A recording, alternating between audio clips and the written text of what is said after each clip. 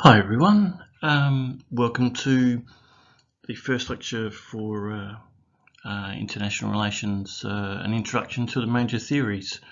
So this is a course designed to give you a brief overview of the main theoretical ideas in the study of international politics or international relations.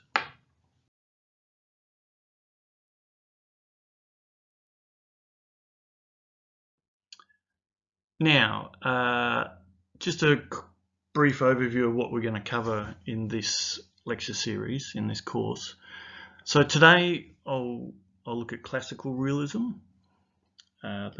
Lecture number 2 I'll look at neo-realism. Lecture number 3 I'll look at liberalism. Lecture number 4 I'll look at institutionalism. Lecture number 5 will be a little bit of international political economy, but I'm going to focus mainly on different development strategies. I think that might be of greatest interest to you.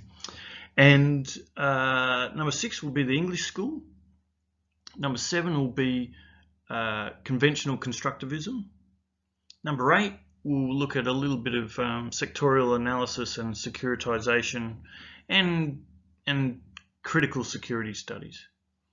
And then we'll look, number 9, we'll look at the new security agenda, and which is not really a theory, it's more of a change in the focus of what international relations was studying. And then we'll finish with post-structuralism. And then, sorry, we won't finish with post-structuralism. We will end with a short lecture on how to get good marks for the essay. So, in this lecture, I want to cover firstly why there is a field of research called international relations in the first place. Right? What's the origin story of that? Why do we have whole university departments with academics busily beavering away trying to work out different theories and different questions and answers. And then I want to finish with introducing you to the first theory of international relations, classical realism. So international relations as a department in a university, as a field of study, the first two departments were formed in 1919 in the US and the UK. So immediately after World War I, what was then known as the Great War, and thought it would be the war to end all wars, it was so destructive. Little did they know that World War II was about to happen. But the idea in these two departments, the idea was that prior to World War I, war and the politics between nations had been studied as history, diplomatic history, and war was studied as history. And maybe if you were in a military university, military college, you studied the strategies as a way of learning to win wars. But the new idea, the break from the past that these two departments of international relations brought, was that instead of studying international politics as history, these international relations departments were tasked with the goal of studying politics between countries, but also war between countries, but not as a way of winning it, but as a way of avoiding it, stopping any more great wars. So the the genesis of international relations as a field really starts with this reaction to World War I, and this really normative, hopeful aim of understanding why states fall into wars, and perhaps that might give us some tools to avoid wars. And it's called international relations rather than international politics, because politics sort of stops when countries go to war, right? Instead of the negotiation and the interactions that are part of politics, if you go to war, then you're using the blunt instrument of military force to decide an issue. So they called it international relations because they wanted to study war as well, right? That was really a key element of this new field. So to start with World War I want you to understand how much of a break World War I was from all previous wars, really. So records from archaeological digs show quite strong evidence that as far back as we can go, humans have always banded together in groups and gone to war with other groups, right? And so that is in the historical record going back as far as we can go, right? And at least for European history, and this whole course really will be quite European focused, unfortunately. However, the European history was continual warfare, through all the ages, right? So probably records going back to about 7,000 years ago. Right? But what made World War I different was that prior to the 1860s, war was a relatively quick and uncostly enterprise, right? Or at least battles were. So what war was like before World War I was that you spent a lot of time marching your people around to try and find the other army, right? To try and have this sort of decisive battle. And then once you found each other, quite often both sides would make camp. Both sides would maybe set up tents and sleep over, and then in the morning they would charge at each other, and by the end of the day, one side would have surrendered, and they'd be signing a peace treaty in the winner's tent. Right? And yes, you might have lost 40,000 men, but it wasn't 40 million, right? That it wasn't every male for an entire generation from a country, right? So reasonably controlled costs. Right? And so here we see the 6 classic military maneuvers, and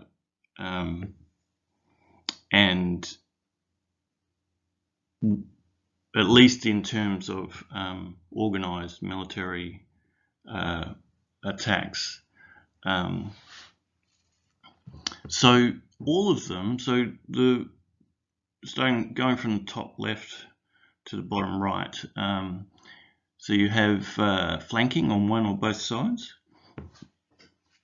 The second one is you try and charge through the center. The third one is get to a strong defensive position and then counterattack. So when your enemy is exhausted, right, from attacking you because of your good defensive position, then you counterattack.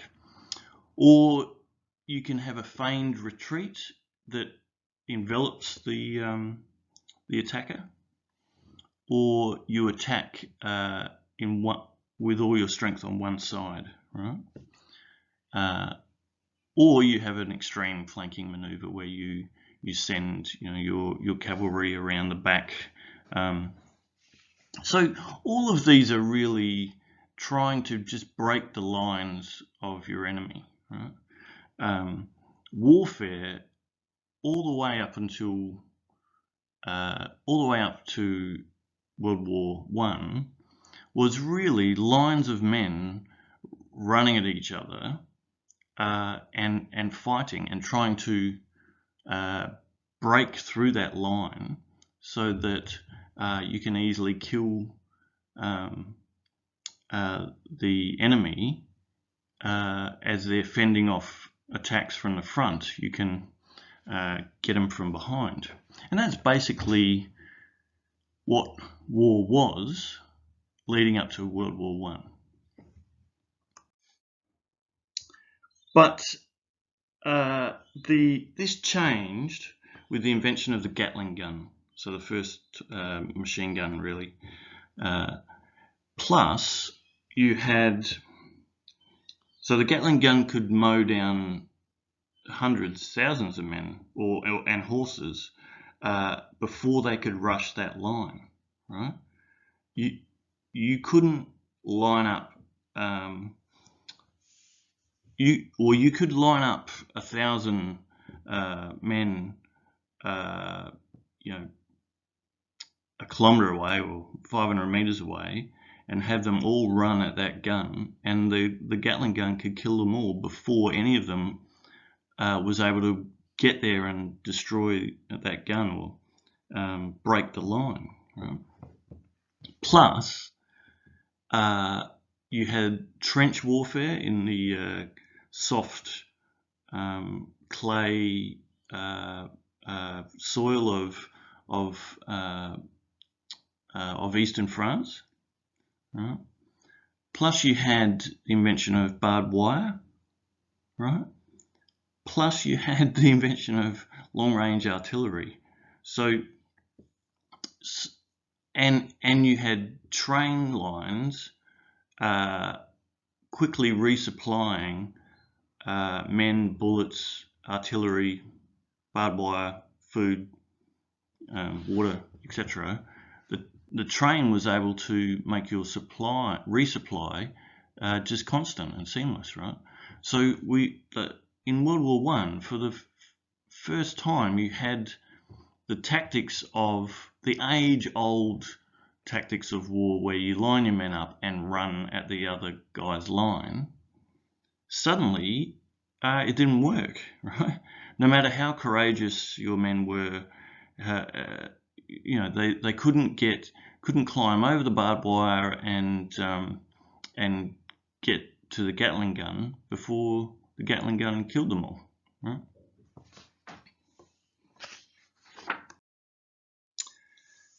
So this is the line of control, the line between France and Germany's forces that quickly ground to a halt in World War I, and this trench warfare, sort of the lines, as each side tried to flank the other, going by the traditional playbook, right? Okay, we've got to, if we can't break through, we've got to flank them, right? So these flanking maneuvers just were met with trench defences, and so you had a zipping up of a line that went all the way from the Swiss Alps all the way to the ocean, right? And that's where the line stayed, right, for the whole war. It was just both sides experimenting with how many men they could throw at these Gatling guns, and both sides realizing that they couldn't break the lines. Right? So just a tragic meat grinder of a war where old strategies were made redundant in the face of new technology. So this new type of warfare was such a shock to the whole world, and I mean, obviously focused on the European world at the time, but it was such a shock because this is not how war was supposed to be, right? Wars were short and sharp conflicts that decided an issue, right? And war was even sort of seen as this institution where it was a tool to use when politics broke down, and it was politics by other means. But it was supposed to be short and sharp and relatively painless, right? Okay, you might lose 10, 20, 40,000 men, but you wouldn't lose 40 million, right? And it wasn't just the destruction of whole generations of men, but also the destruction of the entire country, right? With artillery and grenades and and firebombing. You've got, in World War I, it destroyed France, right? You got this massive destruction, and so it's just this massive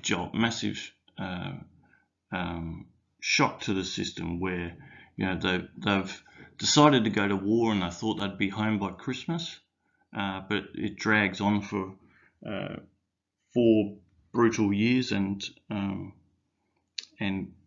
kills tens of millions and destroys the entire country. Right? So not only do you have the soldiers dying, but you have civilians starving to death, and homes, countries, cities destroyed.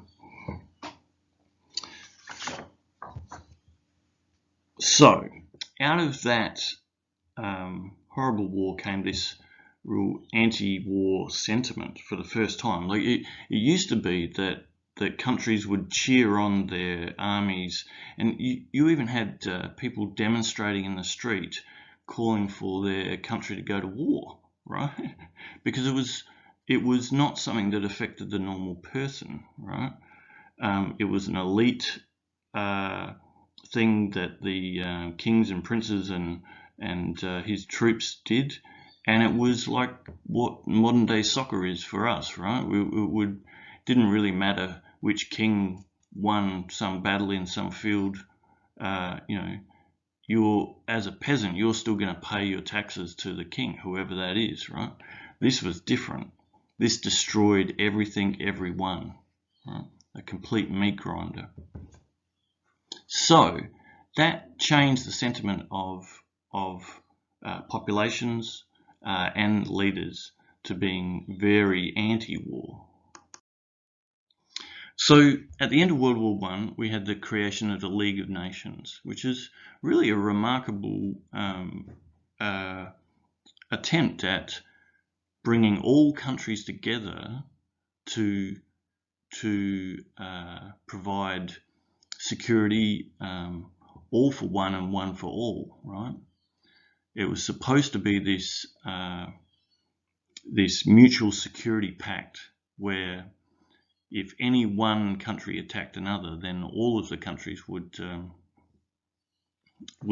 come to the defence of the weak, right?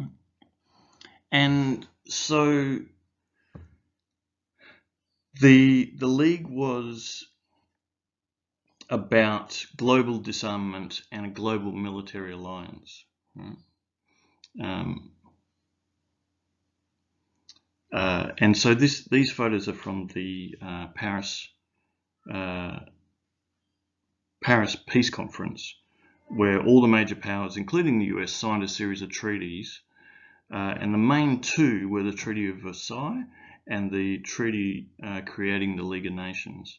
And the Treaty of Versailles was the large monetary compensation that France and Britain demanded that Germany pay for being the attacker in the war, which turned out to be far too punishing and on the German people, and it just allowed the rise of the extremist Hitler on a platform of, we're not going to pay, and we've been harshly dealt with by the winners. And the League of Nations was a treaty that aimed at global disarmament and plus this collective responsibility for everyone to come to the aid of any country that was attacked. However, so it was supposed to be this global alliance, this global military alliance, but this was very different from a normal military alliance, right? Where you pledge to come to the aid of an alliance partner. Normal military alliances are in response to a mutual threat. And what holds the alliance together is not the heroism and the self-sacrificing nature of the partners, but instead the alliance is held together by a mutual interest, a mutual threat. So it's actually built on self-interest. So the problem with a global military alliance is if one state attacks another state, then the self-interest of most members will be to stay out of the war, right? Not join it. And certain critics of the League of Nations idea labelled this disregard for the real self-interested motivations that drive states. These critics labelled the League of Nations and its supporters as idealists or idealism, believing in a utopian future where there was no more war because we all simply promised not to, right? And so these critics labelled themselves as realists.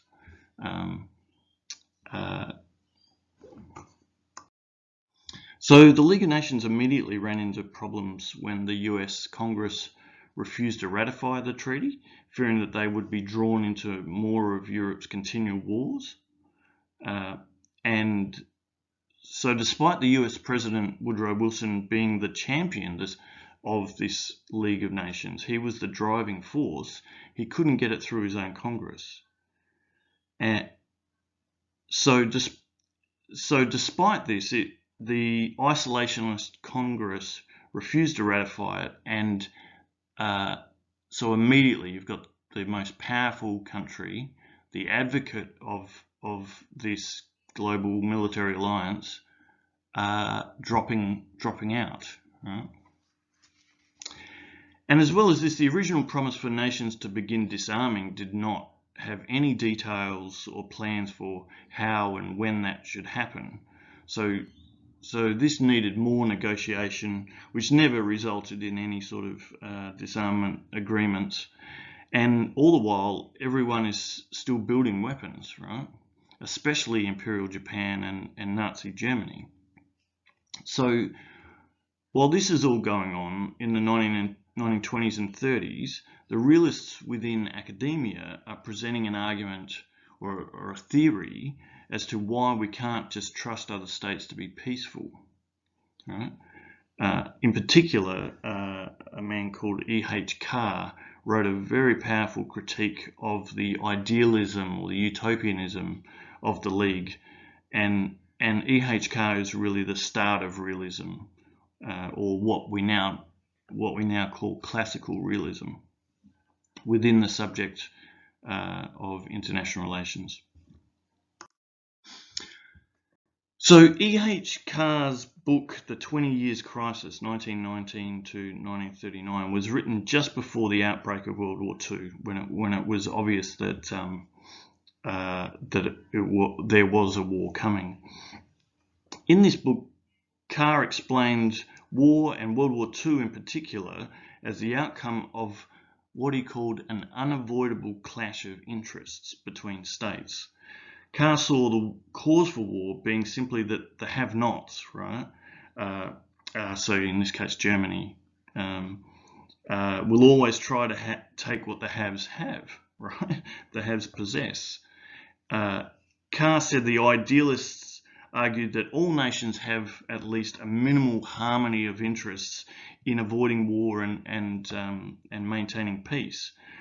However, Carr argued that only victors wanted peace. Only the winners wanted peace. Carr argued that Germany had mostly missed out on the rush for colonial possessions because it was focused on becoming unified. So Carr argued that, of course, Germany wanted more territory or living space, as Hitler said. Carr believed that Germany would take a share of everything equal to its power to take it. And trying to stop states acting this way was like trying to stop poor people wanting what rich people have. Talk of global disarmament was simply foolish and invited disaster on anyone who followed the disarmament plans. So could you pause the... actually, normally I would get people to pause the video and read this, but I think I better read all the text in this lecture, I think, just because we're translating. So, this is from E.H. Carr's 20 Years Crisis book. The warmongering of dissatisfied powers was the natural, cynical reaction to the sentimental and dishonest platitudinizing of the satisfied powers on the common interest in peace. When Hitler refused to believe that God permitted the nations to first acquire a world by force and then defend this robbery with moralizing theories, he was merely echoing in another context the Marxist denial of a community of interest between haves and have-nots. The Marxist exposure of the self-interested character of the bourgeois morality and the Marxist demand for expiration of the expirators. The crisis of September 1938 demonstrated in a striking way the political implications of an assertion of a common interest in peace. So the crisis of 1938 that he mentions is when Hitler demanded Czechoslovakia surrender a massive chunk of its territory or face invasion. Right? And Carr obviously wasn't pro-Nazi, but he thought that trying to stop Nazis grabbing territory by calling them names and little else was both ineffective and hypocritical. Right? Framing international politics in terms of haves and have-nots and as an inherent clash of interests highlighted the often zero-sum nature of competition between states. Carr thought the League's idea that it was in everyone's interest to settle disputes peacefully through arbitration was completely naive. Carr argued that military power is a tool enabling you to take what you want and to stop others doing the same. So military power becomes this universal tool, the foundation upon which everything else is built, even life itself. Right? And when not just some particular amount of military power, but rather having more than your rivals is what is vital in international politics. The implications of this mean that war becomes an end in itself. Let me read this to you. Military power, being an essential element in the life of the state, becomes not only an instrument but an end in itself. Few of the important wars of the last 100 years seem to have been waged for the deliberate and conscious purpose of either increasing trade or territory. The most serious wars are fought in order to make one's country militarily stronger, or more often to prevent another country from becoming militarily stronger, so that there is much justification for the epigram that the principal cause of war is war itself. So what he's talking about here is a situation where you have a challenger to to a regional power, a challenger that is growing in economic and military might, and it is often the case that the ruling power or the dominant power will attack the rising power in order to stop their growth in economic and military terms, right? The regional power attacks while it still has the advantage. So, Carr argued that security and cooperation cannot be achieved by ignoring the realities of competition, power, and self-interest. The idealism that followed World War I failed in a really literal and practical way with the start of World War II. And Carr's realism seemed to explain the world better than the idealists' ideas of a harmony of interests. The other major realist author around the end of World War II that you need to be aware of was Hans Morgenthau. Morgenthau came up with 6 principles, or a theory of realism, and I'll paraphrase them here for you. So this is Hans Morgenthau's 6 principles of political realism, paraphrased a bit. It's not a direct quote, but number 1, political realism believes that politics, like society in general, is governed by objective laws that have roots in human nature. Number 2, international politics is best understood as the concept of interest defined in terms of power. Number 3, what constitutes power can change, but the interest in gaining it remains. Number 4, universal moral principles cannot be applied to the actions of states in their abstract universal formulation. Number 5, there is no universal moral framework that states will clothe their self-interested actions as being part of a universal morality. Number 6, the politics of nations is governed by power. To understand state actions, the realist asks, how does this policy affect the power of the nation? Right?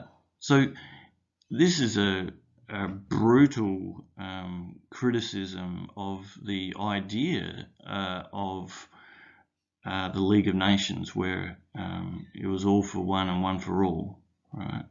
That everyone would come to the aid of everyone else, and no one did, right? No one came to the aid of Czechoslovakia, or no one came to the fight to stop the Axis powers of Nazi Germany, and right, it was only until their own self-interest was triggered. And the first one, that politics is governed by objective laws that have their roots in human nature, that's very important. What Morgenthau is saying here is that human nature is a constant, the same as the nature that we find ourselves in the material world, and just the same as the hard sciences look for laws of nature. He is saying that these are the laws of human nature when you put people together in large groups or states, right? That and ideas about morality from religion or human rights or whatever don't really matter. It's about survival. Interests defined in terms of power. So fairly bleak, pretty bleak conception of human nature and global politics. So a few more quotes from Morgenthau about human nature. This is his idea of what human nature is. So the drives to live, to propagate, and to dominate are common to all men. Power politics, rooted in the lust for power, which is common to all men, is for this reason inseparable from social life itself. And man's aspiration for power is not an accident of history. It is not a temporary deviation from a natural state of freedom. It is an all-permeating fact which is of the very essence of human existence. Super dark stuff, right? So this is a total rejection of the utopianism that drove the idea of the League of Nations, where we can all live in peace, right? There's no need to go to war, right? He's saying that because humans are basically evil, right? Humans want to dominate each other, and they all have a lust for power. We all have this lust for power, and it's not, you cannot separate that striving for power from the general human existence, right? Very dark. So Morgenthau bases these 6 laws of political realism, right, in the law of human nature that he sees as universal and unchanging, right? This lust for power, and when you translate it up into the actions of states, you get these 6 principles where it's a complete rejection of any sort of universal moral framework. States become amoral machines for gaining power, right, and dominating others. So classical realism believes that human nature is basically evil, and so when we look out from our states and see other states, we should be assuming that they are evil and will try and dominate us if we don't prepare, right? Very, very dark stuff. And not only do the classical realists base their theories on this in human nature, or at least their interpretation of human nature, they also point to the oldest accurate histories that we have, going back to Herodotus and Thucydides' histories of the Persian, Greek, and Greek wars, some 2,500–3,000 years ago. And Herodotus and Thucydides are known as the fathers of history because they are the first written histories where they are trying to be accurate rather than turning the history into a mythology story. So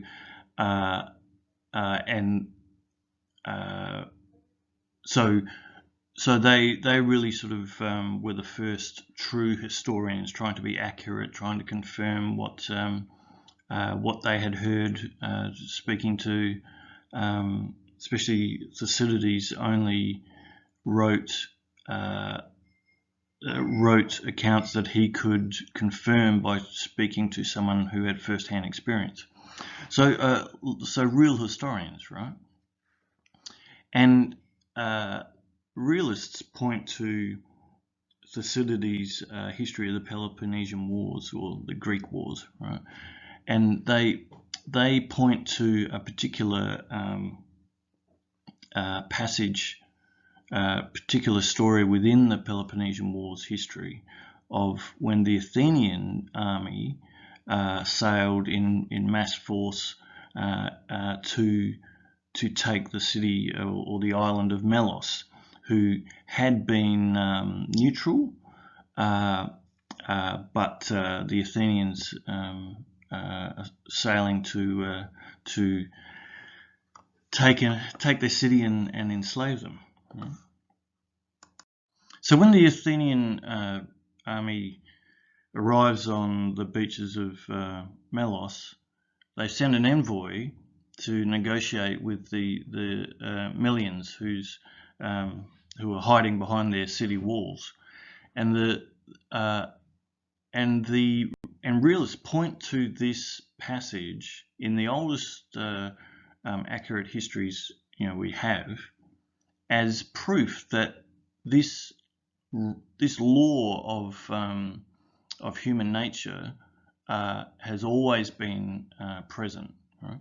So let me read this for you.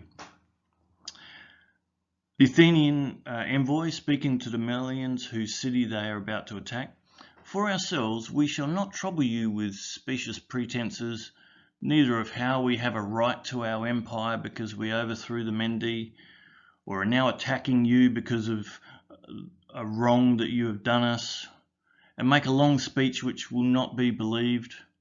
And in return, we hope that you, instead of thinking to influence us by saying that you did not join the Spartans, although you are their colonists, or that you have done us no wrong, we will aim at what is feasible, holding in view the real sentiments of us both, since you know as well as we do that right morals, as well as the world goes, is only a question between equals in power, while the strong do what they can and the weak suffer what they must." So this passage here, where the Athenian envoy is saying that questions of morality and who is right or who is wrong is only a question that can be asked between equals in power, whereas between the powerful and the weak, the powerful do what they want, and the weak must suffer what they must. Right? That all relationships are based on power, and the Athenians go further to say that this is a law of the natural world. "Of gods we believe, and of men we know that by necessary law of their nature they rule whenever they can. And it is not as if we were the first to make this law, or to act upon it when made.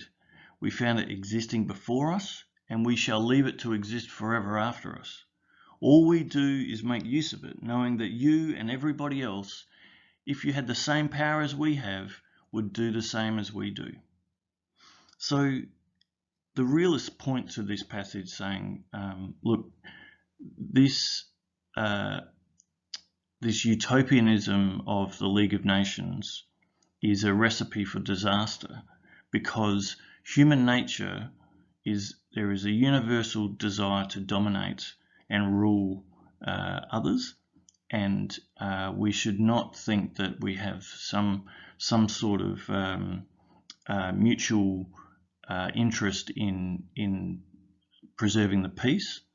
That is naive, because, as the Athenian envoy said 3,000 years ago, that the strong do what they want, and the weak will suffer what they must. Right? And they did. The Athenians broke the Melians' defences and killed all the males and took all the women and children off into slavery. So not a good ending for the Melians. And so the realists point to this ancient history, saying, "Hey, look, this from ancient times, they're telling us how we should view the world, right?" So quite a dark conception of what international relations is about, right? But it is certainly not gone without challenges since Morgenthau wrote his book. So the two questions I wanted to, the two things I wanted to do in this lecture was to explain where the field of international relations came from. So it really came out of the impact, the shock to the system of World War I, and the desire to study the politics between nations and wars between nations in the hope that we can avoid war. But unfortunately, the first real theories of international relations that were written and published were actually a criticism of the utopianism of even this idea that we can avoid war, and this idea of a mutual interest in peace. The classical realists, Carr and Morgenthau, argued that there is an unavoidable clash of self-interest between states, and human nature drives this. The human nature has a universal desire for power, and power to dominate others, right? So, very dark. However, classical realism has been overtaken by many other theories that give a much more rational, more hopeful view of not only human nature but the prospects for peace between states. So next lecture we'll look at neo-realism, or so the newer version of classical realism. So neo meaning new, though it's also called structural realism, which is probably a better word because that highlights the argument that it makes, that it's a structural issue, not human nature. And then number 3, we'll look at liberalism. Number 4, we'll look at neoliberal institutionalism. Number 5, we'll look at international political economy. And then we'll look at the English school and conventional constructivism. Then we'll move on to the critical studies of Copenhagen, the Welsh school, and post-Marxist Welsh school, and finish up with post-structuralism. So I hope you found this lecture interesting. Very dark. Classical realism is a very pessimistic theory, but hold on, they do get more hopeful. Okay, all right. Stay safe and well, and I will see you in the next lecture.